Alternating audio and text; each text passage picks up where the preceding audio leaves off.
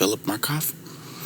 I know that we're supposed to pick a theory of personality to apply to Mr. Markoff, but I had a difficult time applying just one theory to him, so I incorporated both a bit of humanistic theory and social learning theory.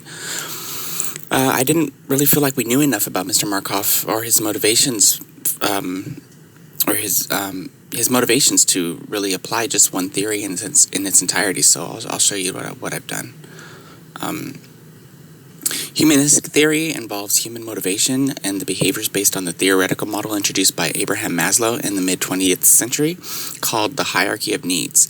The hierarchy of needs posits that all human actions are motivated by need, and these needs are prioritized, albeit not always consciously, according to their necessity for basic human survival, or also enjoyment or fulfillment, etc.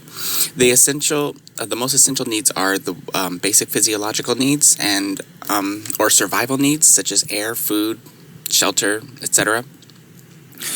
Then come security needs, such as personal safety, financial well-being, and that of one's property, health, etc.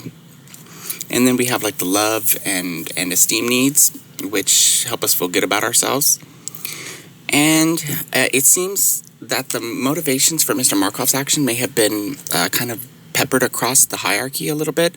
It seems as though there may have been somewhat of a sexual element, but then again, to my knowledge, he never engaged in intercourse with his victims, or he didn't rape them. So he did, however, steal a pair of panties and put them in his pocket. So that adds a little bit of a sexual element, or like fetish,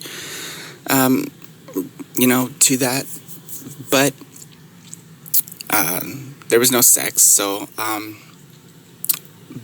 he did rob them, though, which means that he was securing financial resources or financial security. So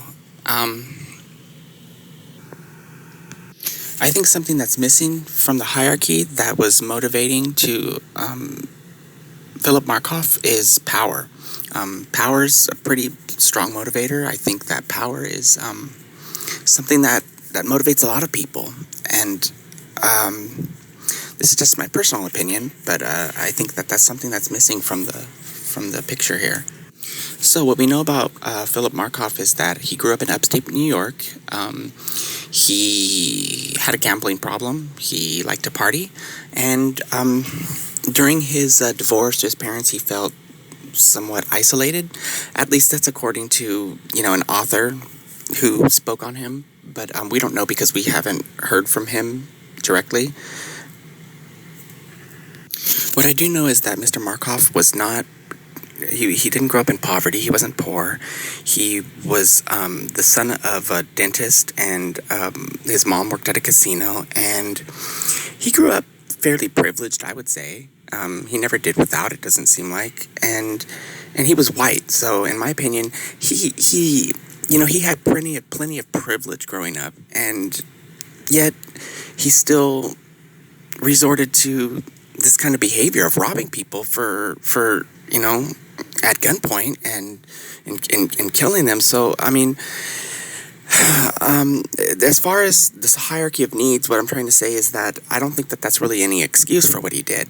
I think that Mr. Markoff was basically a psychopath, and I think that he has antisocial personality disorder. He meets most of the criteria, except there's no evidence of any type of antisocial behavior occurring before the age of 15. We don't know about his childhood as far as, whether or not he got in trouble for anything, or maybe he just didn't get caught. But this isn't a class on diagnosis or psychopathology, so I will stop right there, and I'll just say that I thought that this was very challenging because we know so little about Philip Markoff, and that was tough. Because he's not here anymore to explain it, because he killed himself in his cell.